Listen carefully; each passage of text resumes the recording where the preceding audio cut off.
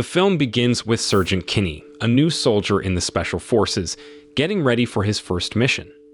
At that time, instead of getting his weapons ready like everyone else, Kinney is picking out snacks to take with him into battle.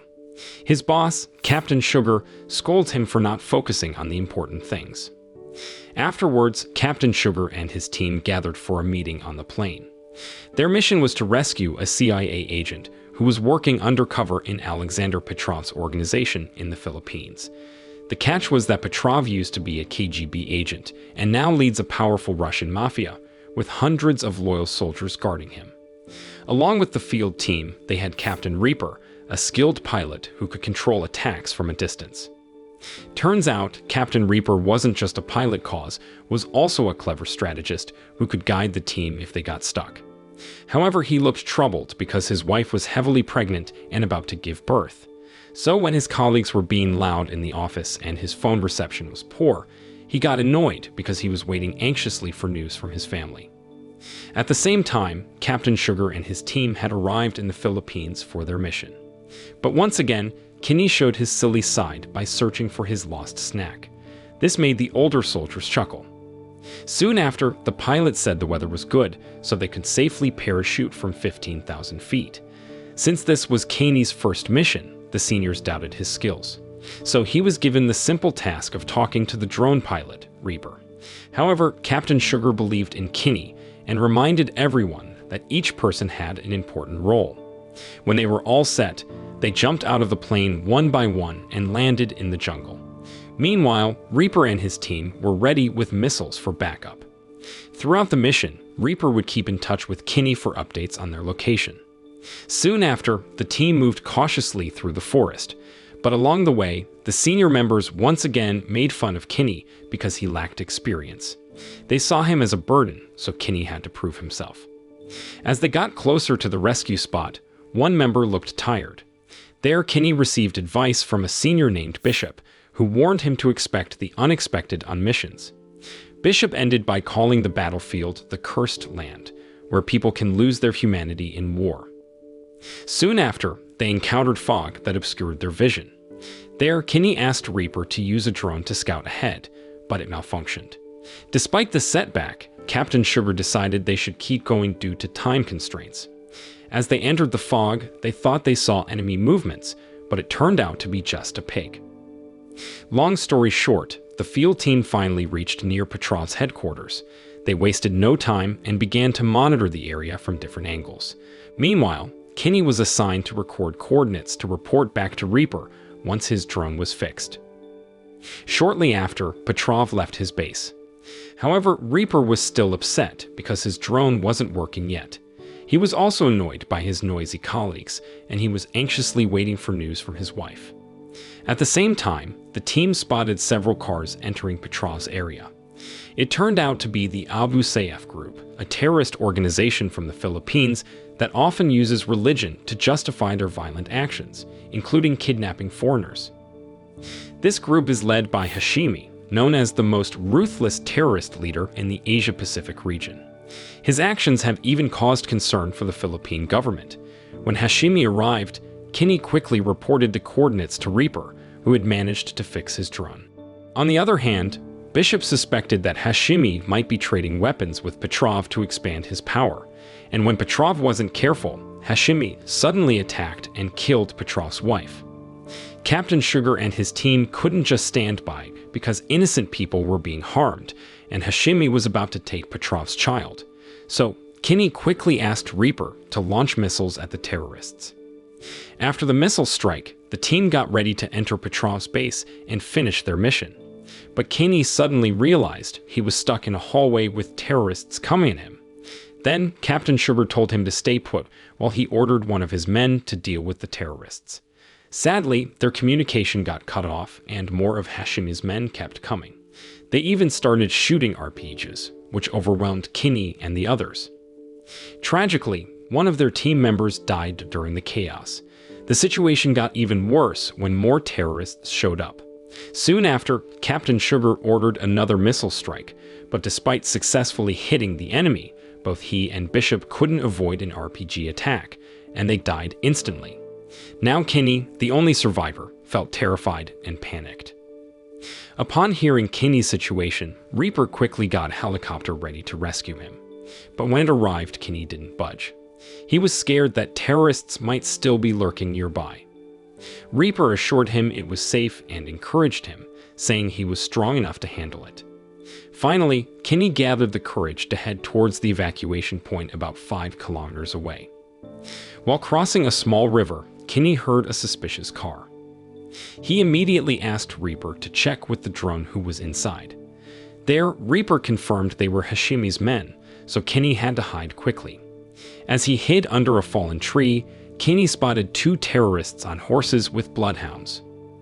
Shortly after, Reaper advised Kinney to stay still, as the dogs could sense danger. With Reaper's help, the dogs eventually moved on. Once the coast was clear, Reaper told Kinney to keep heading north. To ease Kinney's fear, Reaper talked about their shared hometown in Ohio. Sadly, Kinney rarely goes back because his father has passed away. After hearing Kinney's story, Reaper offered his condolences and changed the subject to cheer him up. He shared a funny story about meeting his ex-wife while on duty and how they both loved the same food. However, his current wife doesn't share the same taste because she's a vegan. Soon after, Kinney reached the pickup spot and a helicopter was ready to take him back to the nearest military post. But just as he was about to board, terrorists attacked. The rescue team had to abort the mission due to the danger. Now Kinney had to face the terrorists alone. Meanwhile, Reaper launched another missile to create a distraction for Kinney to counterattack. Once safe, Kinney contacted Reaper and asked for a new evacuation point. This time, he had to trek uphill, as the point was behind a mountain. As they traveled, Reaper started another conversation with Kinney and shared a bit about his own past. He talked about how he wanted to be a fighter pilot but got rejected, so he became a drone pilot instead, controlling planes from an office. Kinney felt bad for him and was so focused on the story that he slipped and fell into a river. Luckily, he wasn't seriously hurt, but he lost his rifle in the fall, and 2 terrorists spotted him. At that time, Kinney had to fight them with just a gun. Fortunately, he managed to trick them, but then made a mistake by revealing himself too soon. Suddenly, the terrorists caught him, cutting off communication with Reaper, who couldn't track him with drones. Meanwhile, Reaper asked his superiors if they could continue the mission to save Kinney, even though Reaper was supposed to go home and be with his wife, who was in the hospital. Soon after, Kinney woke up to find himself tied up and being tortured by Hashimi's men. At the same time, Reaper and his assistant were trying to track down Kinney's location. They found 2 different points far apart, one in Kalimantan and the other in Yemen. Meanwhile, a mysterious man arrived at a terrorist post in the forest.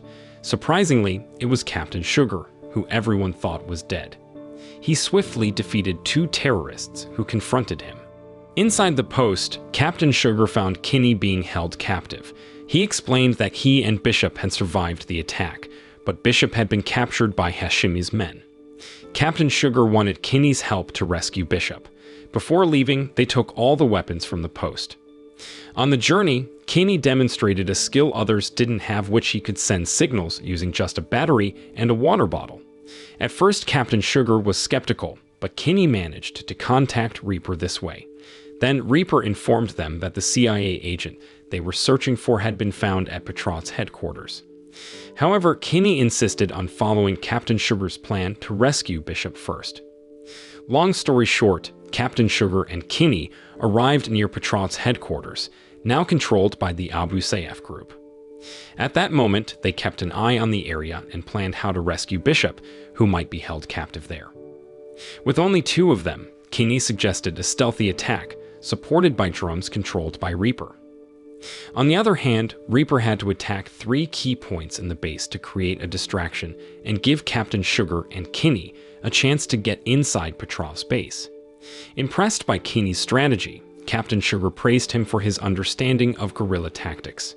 Despite being underestimated by others, Kinney had proved himself capable. Once their plan was set, Kinney contacted Reaper to coordinate the attack. But just as Reaper was about to send the drone, he was interrupted by his superior, who said he'd be replaced by a new pilot. At that time, Reaper refused, knowing the mission was his responsibility, but his superiors didn't listen and made him leave the room. At the same time, Captain Sugar shared some emergency codes with Kinney. They sneaked into the base and had to take out the guards quickly before the drone pilot launched a missile. Thanks to their teamwork, they managed to defeat Hashimi's men, but Captain Sugar got injured and they were caught. Shortly after, they ended up in a dark prison and were beaten badly until they couldn't fight back. Not long after, they saw Bishop locked up with them.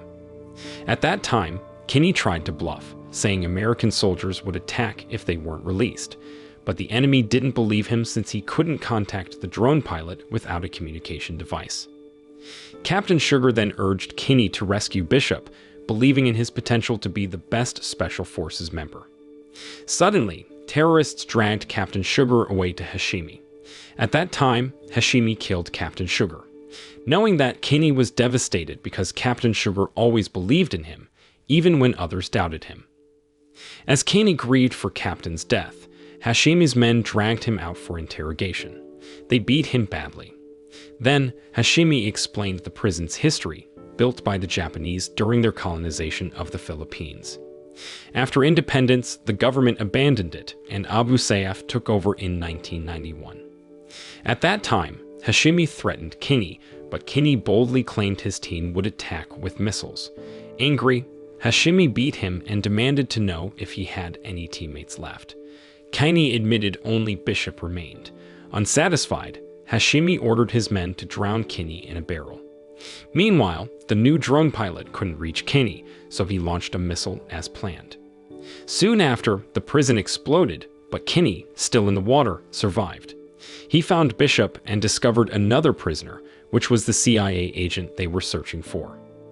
Then, Kinney helped the CIA agent escape from the cell and searched for Bishop with him. But they ran into Hashimi, who survived and wanted revenge on Kinney. Surprisingly, Kinney fought back fiercely and defeated Hashimi. Bishop was amazed that Kinney, whom he had underestimated, could take down such a dangerous terrorist leader. Without wasting time, Kinney grabbed a communication radio to contact headquarters and stop the next attack. But no one answered because they were all watching a basketball game. Luckily, Kinney reached a soldier who gave him Reaper's phone number. With a weak signal, Kinney left a message for Reaper, who rushed back and stopped the missile attack just in time. With Reaper's help, Kinney and his friends escaped safely. Soon after, Kinney thanked Reaper through the drone, and Reaper quickly sent an evacuation team and medical help to treat their injuries. While the field team faced a dangerous situation, Reaper was furious that his colleagues were watching a basketball game instead of focusing on the mission. He even scolded his superior for not prioritizing the mission, despite sacrificing his own time, despite his wife being heavily pregnant. His anger boiled over, and he smashed the TV in headquarters. Meanwhile, Bishop felt proud of Kinney, whom he had underestimated but who had saved his life. As the film ends, Reaper is asked by his assistant, who is soon to be married and living alone, to be her guardian and stand-in for her late father. Hearing that, Reaper gladly accepts, touching his assistant deeply. The film ends.